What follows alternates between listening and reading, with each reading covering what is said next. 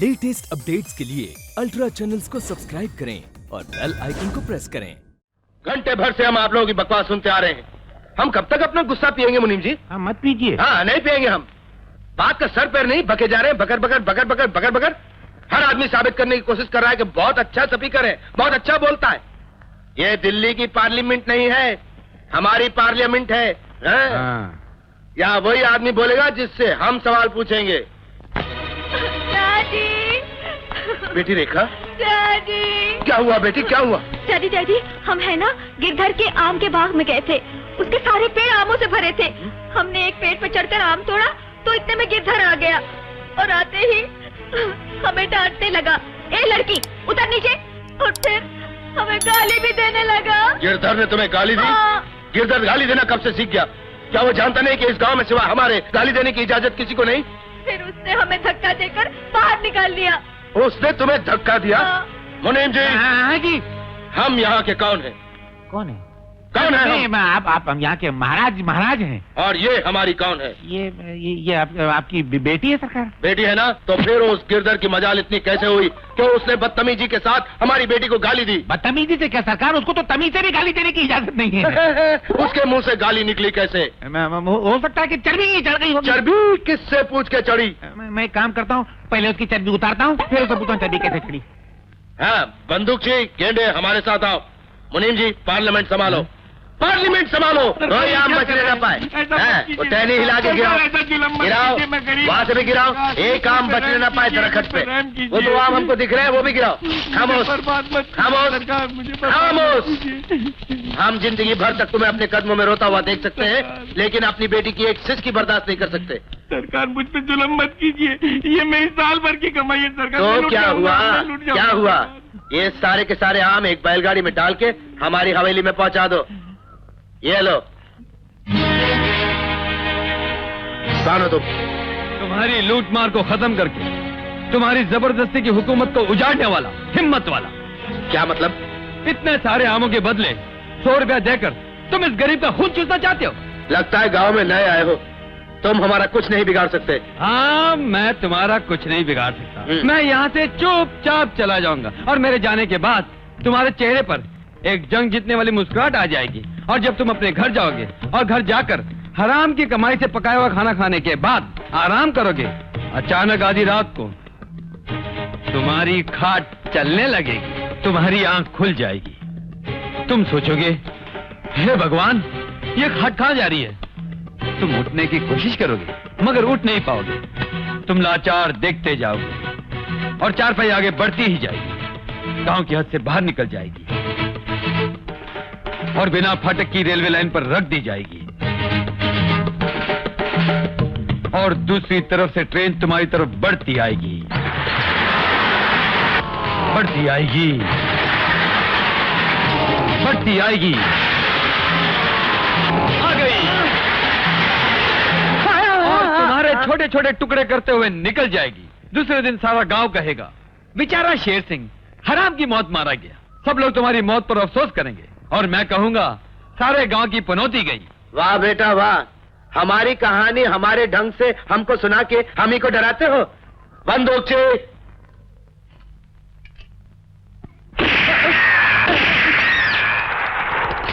अब क्या करोगे? इसमें तो गोलियां भी नहीं है, इसे चूल्हे में फेंक दो। हमारी बंदूक हम ही से छीनकर हमारी गोलियां हवा में जाया करके हम पे रोक जमाने वाला कौन है? कहां से आया है? दिल्ली से आया हूं। दिल्ली से?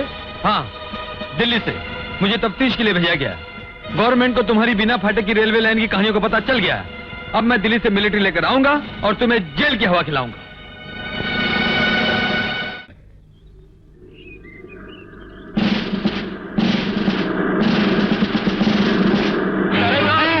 नारायण दास वो ठीक कहता था, दिल्ली जाके मिलिट्री लाएगा।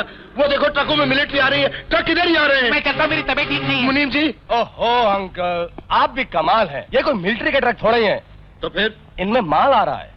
माल? कैसा माल?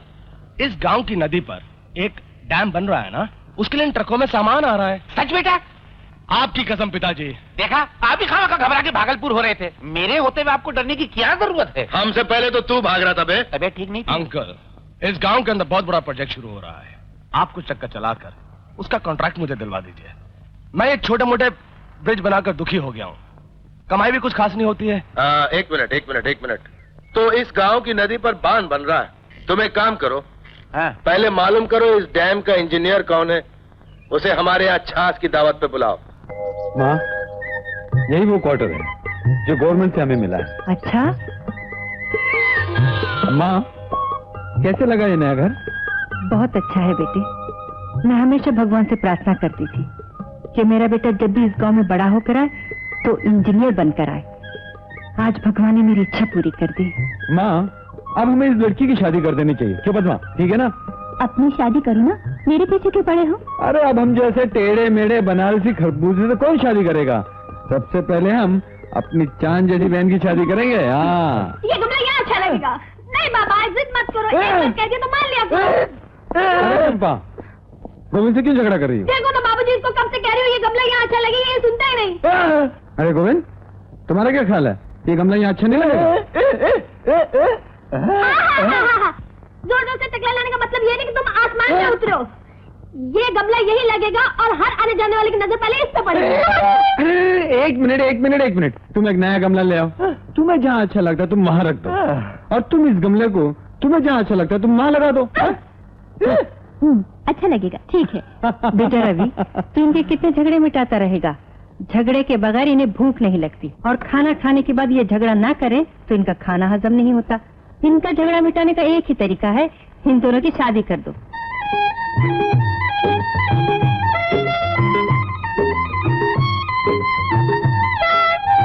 देखिए मुनीम जी, मुझे काम करने दीजिए, मेरा दिमाग मत चाटिए। मैं यहाँ डैम के लिए जगह तलाश करने आया हूँ, बेकार लोगों की बेकार जमीनें बिकवाने नहीं आया। क्या रे इंजीनियर बाबू, अगर तुमने शेर सिंह की बात नहीं मानी तो तुम्हारी नौकरी गोदावरी हो जाएगी। मिस्टर नारायण दास गोपाल दास, अगर आपने बकवास बंद नहीं की तो मैं आपको भिलाई भेजकर वहाँ की लोहा पिघलाने की भट्टी में डलवाकर जमशेदपुर बनाकर टाटा नगर में फिकवा दूंगा। मेरी नकल करते हो? मैं गोदावरी की बात करता हूँ तो भिलाई की बात करते हो? ये कोट और पैंट क्या पहन लिया, अपने आप को राजकोट समझ बैठे? हमसे उलझोगे तो हम तुम्हारा पठानकोट बना देंगे, याद रखना। अगर तुम यहाँ थोड़ी देर भी और ठहरे तो मैं तुम्हें कश्मीर से भगाकर, जम्मू में गिराकर, दिल्ली में उठाकर, भोपाल में घुमाकर, मद्रास में नचाकर, कन्याकुमारी में ठोकर मारकर लंका के समुद्र में फेंक दूंगा। अब चाहते हो या? सरकार, वो इंजीनियर तो बड़ा ही अकड़ा हुआ बांबू निकला। वो छाछ और शरबत के चक्कर में पड़ने वाला नहीं है, और अगर हमने कोई जबरदस्ती की तो हमारा ही छाछ बनाकर हमें ही पिला के निकल जाएगा। नारायण दास, तुम्हारा नाम नारायण दास के बजाय गधे दास होना चाहिए था। सही वक्त पर सही राग अलापा करो और मौका देख के मंत्र पढ़ा करो। अगर कोई पंडित शादी के मंडप में अर्थी का मंत्र पढ़ने लगे, जानते हो लोग क्या करेंगे? उसे मार मार के मुर्दे के साथ कफन में लपेट कर उसे चिता में जला देंगे। सही वक्त पर सही मंत्र पढ़ा करो। मैं वहाँ धंधे की बात करने गया था या मंत्र पढ़ने गया था? यही कमी है ना तुम में। अगर तुम सही वक्त पर सही मंत्र पढ़ सकते तो आज हम नौकर और तुम मालिक होते। हाँ, ये तो सही। अब देखो, सही मंत्र पढ़ के हम उस इंजीनियर को किस तरह अंजीर बनाते हैं। वाह, सरकार ने बहुत अच्छा मकान दे दिया रहने को। बंदूकची, अंदर बोलो, हम आए हैं। तुम? जी हाँ, मैं ही इंजीनियर रवि हूँ। तो उस रोज मुझे तुमने क्यों कहा था कि तुम दिल्ली से आए हो? वो तो मैंने मजाक किया था। क्या है इंजीनियर बाबू, मेरे पास एक 200 एकड़ फालतू जमीन है, बिल्कुल बेकार पड़ी हुई है। अगर आप गवर्नमेंट से सिफारिश करके वहां एक डैम बनवा देंगे, मेरी फालतू जमीन बिक जाएगी। और आपको बेकार जमीन के बदले सरकार से अच्छी कीमत मिल जाएगी। लेकिन इसमें मेरा क्या फायदा होगा? भाई वाह, क्या सवाल पूछा है। ऐसे एक सवाल पर 1000 जवाब कुर्बान। पहली नजर में देखते साथ ही मैं पहचान गया था कि तुम बहुत साफ आदमी हो। पारस हो पारस, पत्थर से टकराओगे उसे सोना बना दोगे। मैंने कहा था ना, तुम्हारी मेरी खूब जमेगी। चलो भाई, हमारी तुम्हारी दोस्ती के लिफाफे पर ये 10,000 रुपए का छोटा सा स्टाम्प। ठाकुर साहब, हाँ मेरी एक माँ है जिसकी मैं पूजा करता हूँ, हाँ। जिसके हाथों में मैं अपनी कमाई रख दिया करता हूँ ताकि उसके आशीर्वाद से मेरी कमाई में और बरकत हो। वाह वाह वाह। इसलिए मैं चाहता हूँ कि आप ये हाँ, मैं बुलाओ। हाँ? देवी तुम धन्य हो, सचमुच पूजा के योग्य हो कि तुमने आजकल के जमाने में ऐसा बेटा जना है। तुमने बेटा नहीं जना देवी, हीरा जना है। ठाकुर, आज जिस हाथ पर तुम 10,000 रुपए रख रहे हो, याद है उस पर एक दिन तुमने 10 रुपए रखने से इनकार कर दिया था? सावित्री तुम? हाँ, वही मजलूम औरत जिसको तुमने बर्बाद कर दिया था, जिसने एक दिन तुम्हारे दर पर खड़े होकर अपने बेटे को शहर भेजने के लिए तुमसे 10 रुपये मांगे थे। मैं वही सावित्री हूँ जिसे तुमने धुतकार कर बेइज्जत करके अपने घर से निकाल दिया था। मैं वही सावित्री हूँ। ये रवि तुम्हारा बेटा? हाँ, रवि मेरा ही बेटा है, जिससे तुम तबेले साफ करवाना चाहते थे, भैंसे धुलवाना चाहते थे, जिसके सर पर हाथ रखकर उस दिन मैंने अपने सुहाग की कसम खाई थी। आज मेरी वो कसम पूरी हो गई। तकदीर ने तुम्हें नीचे गिरा दिया और मेरे बेटे को ऊंचाई पे खड़ा कर दिया। बस करो सावित्री, बस। मेरा काफी अपमान कर चुकी हो तुम। अगर मुझे मालूम होता कि ये रवि तुम्हारा बेटा है तो मैं यहाँ कभी नहीं आता। यही ना, इसलिए कि तुम्हारे पास न शर्म है न शर्माने वाला दिल है। तुम इंसान नहीं बल्कि एक चलती फिरती तिजोरी हो। तुम्हारे सिरे में दिल की जगह नोटों का बंडल रखा हुआ है। उस दिन तुमने उस डॉक्टर को डरा धमकाकर, उसकी मजबूरी का फायदा उठाकर उसकी जबान को खरीद लिया था, और आज तुम यहाँ मुझे खरीदने की उम्मीद से आए हो। लेकिन तुम्हें यह नहीं मालूम था कि जिसे तुम खरीदने आए हो वो तुम्हें यहाँ बेचने के लिए आया है। मैं उस शरीफ और ईमानदार मास्टर का बेटा हूँ जिसे न तुम्हारी दौलत खरीद सकी न तुम्हारी धमकी डरा सकी। मैंने जितनी भी तालीम हासिल की, जितनी भी किताबें पढ़ी हैं, उन किताबों की लिखाई मेरी माँ की मेहनत के पसीने से लिखी हुई है। ऐसे ईमानदार बाप और देवी समान माँ की औलाद से बेईमानी की उम्मीद रखने वाला इंसान दुनिया में सबसे बड़ा बेवकूफ कहलाता है। इसलिए लौट जाओ। नोटों की सीढ़ी पर चढ़कर आकाश को छूने की कोशिश मत करना, वरना गिर जाओ। इतनी चोटें लगेंगी कि अगला जन्म लेने के बाद भी शरीर जख्मी। बच्चे, तुमने सिर्फ शहर के कॉलेज में पढ़ाई की डिग्री ली है। मैंने इस दुनिया के कॉलेज में तजुर्बे की पढ़ाई हासिल की है। मैंने बड़े बड़े ईमानदारों को देशभक्ति का नारा लगाते हुए देखा है। 4 पटके पढ़ते हैं ना, अकल खुद ब खुद टिकाने आ जाती है। इसलिए मेरी राय है, मुझे भाषण मत देना। मैं सुबह शाम लोगों को भाषण दिया करता हूं। मेरे रास्ते में आने की कोशिश मत करना। कदम कदम पे बारूद बिछा हुआ है। चीथड़े उड़ जाएंगे तुम्हारे। कोई पहचान नहीं पाएगा कि तुम्हारे टुकड़े हैं या रेत के जर्रे। मैं यहां का राजा हूं। 40 साल से यहां राज करता आया। तुम आ जाए, इनकलाबी बनने की कोशिश मत करना, क्योंकि जानते हो इनकलाबियों के झंडे का रंग लाल होता है। कहीं ऐसा ना हो कि उसे लाल रंग देने के लिए तुम्हारा खून इस्तेमाल करना पड़े। मिस्टर शेर सिंह, इनकलाब तो जरूर आएगा, लेकिन देखना यह है कि उस झंडे पर खून किसका इस्तेमाल होता है। अब आप जा सकते हैं। वो रहा फाटक।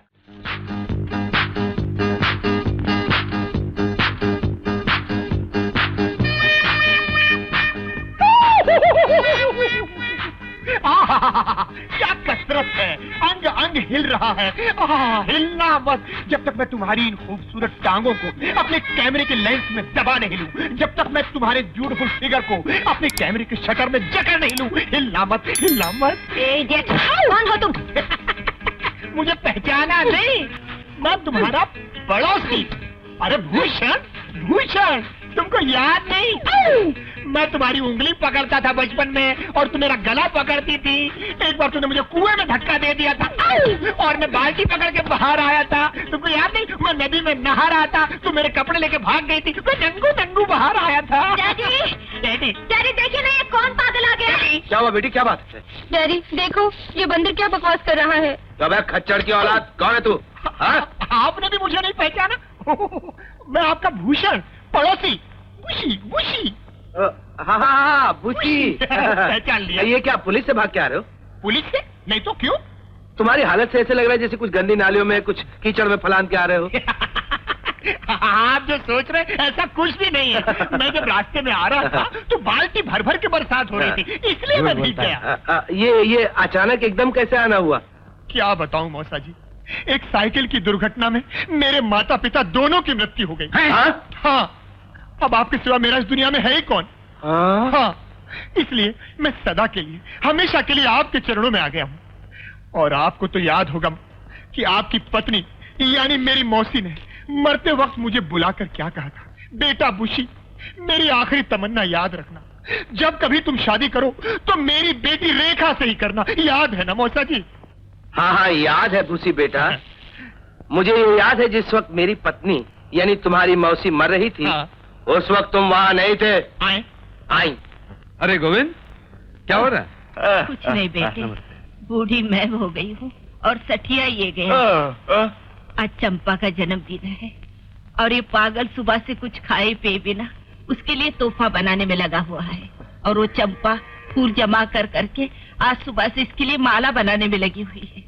अच्छी पागलों के बीच में मैं फंस गई हूँ। अरे दादी माँ, ये पागलपन नहीं है, इसे तो प्यार कहते हैं। कोई अच्छा सा मुहूर्त निकाल कर इन दोनों फूलों को शादी के धागों में पिरो दो, फिर देखना सब मामला अपने आप ठीक हो जाएगा। क्यों गोविंद भैया?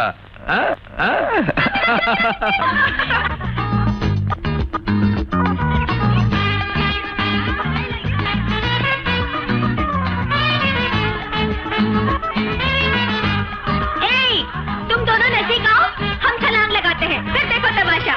Ready, 1, 2 and 3। अरे देखो, वो देखो, गूंगा आ रहा है। एक तो गूंगा है, ऊपर से बांसुरी बजाने का शौक रखता है। तुम लोग यही ठहरो, हमेशा मजा चकाते हैं। अरे गूंगे, रुक रुक रुक। ए गोविंद, ला ये बांसुरी हमें दे। ज्यादा होशियारी मत दिखा, ला दे। अच्छा, तो ये बांसुरी चंपा को देगा, हमें नहीं देगा? देख रे गोविंद, सीधे सीधे दे दे वरना हम काट लेंगे तुझे। क्या दूसरी बांसुरी ला कर देगा? नहीं, हमें यही बांसुरी चाहिए।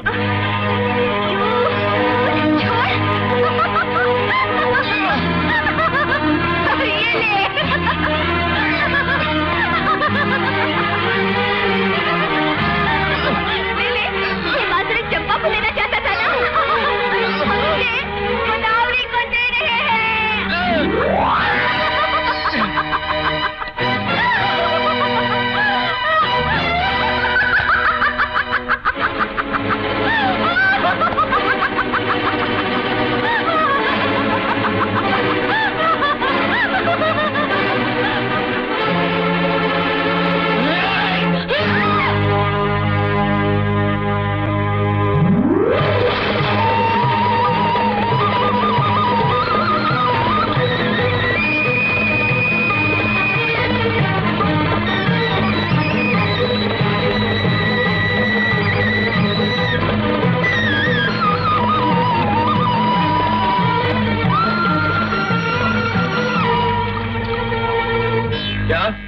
उस गूंगे ने हमारी बेटी पे हाथ उठाया? हाँ डैडी, उसने बुरी तरह धक्का दिया, हम जमीन पर गिर पड़े। मुंह में जबान नहीं लेकिन सर घमंड से भरा हुआ उसका। बंदूक चाहिए? जी। जाओ जाके गोविंद को तलाश करो और जैसे वो मिल जाए उसे मार मार कर रेल की पटरी में फेंक दो। जाओ।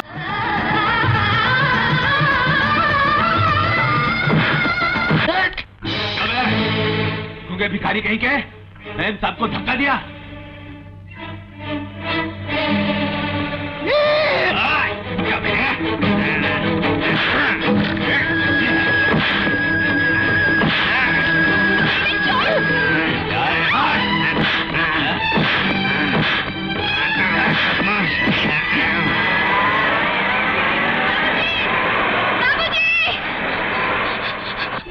क्या हुआ चंपा? बाबूजी, गुंडे गोविंद को बुरी तरह से पीट रहे हैं, उसे बचा लीजिए, नहीं तो गुंडे उसे मार डालेंगे।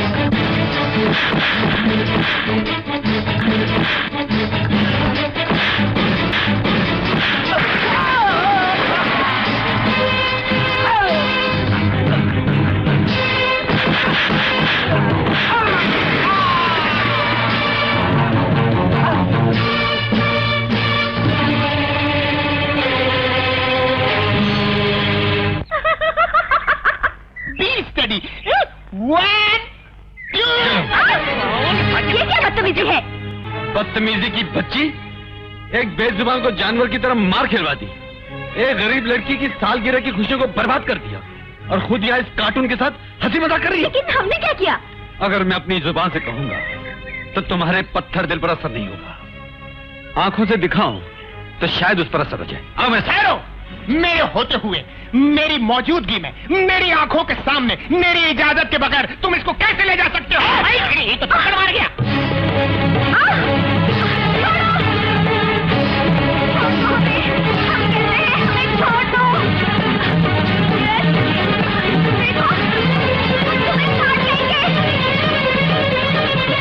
अरे जालिमो, भगवान करे तुम्हारे हाथ। मत रोको।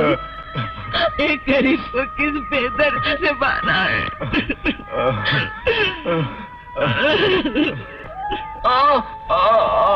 तुझे तो मालूम है रेखा कितनी जिद्दी लड़की है। अगर उसने बांसुरी मांगी थी तो दे देनी थी। हम गरीबों का जन्मदिन क्या, मरणदिन क्या, सब एक जैसा तो होता है। मेरे तोहफे के लिए तूने इतने सारे जख्म क्यों खाए?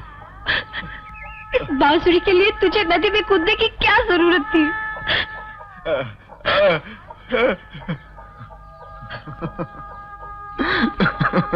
मुझे मालूम है गोविंद, तूने ये सब मेरे लिए किया। तुझे नहीं करना चाहिए था। गोविंद, ला तेरा सर मेरी गोद में रख दे, लेट जा। देखा उनकी तरफ, कैसे एक दूसरे का दर्द बांट रहे हैं, दर्द के एहसास को कम करने की कोशिश कर रहे हैं। जख्म एक को लगता है तो दर्द दूसरे को होता है। इसे कहते हैं प्यार, इसे कहते हैं इंसानियत। इंसान दुनिया में इसीलिए पैदा किया गया है, न कि दौलत बटोर कर, गरीबों का हक छीनकर अपनी मनमानी करने के लिए। अरे जिसे भगवान ने इंसान बनाकर दुनिया में पैदा किया है, उससे जानवरों की तरह बर्ताव करने का दूसरे इंसान को क्या हक है? औरत तो देवी का अवतार लेकर इस दुनिया में आई है, जो मां बनकर औलाद को सही राह दिखाती है, पत्नी बनकर पति के दुख में उसका साथ देती है, प्रेमिका बनकर प्यार का अमृत मर्द की जिंदगी में घुलती है। उसका चरित्र शांत बनाए भगवान ने। अगर भगवान ने तुम्हें अच्छी सूरत देकर पैदा किया है तो अपने दिल से घमंड निकालकर उसमें अच्छी सीरत भी पैदा करो। सूरत तो मिट जाती है, अच्छी सीरत की याद दुनिया में हमेशा बाकी रह जाती है।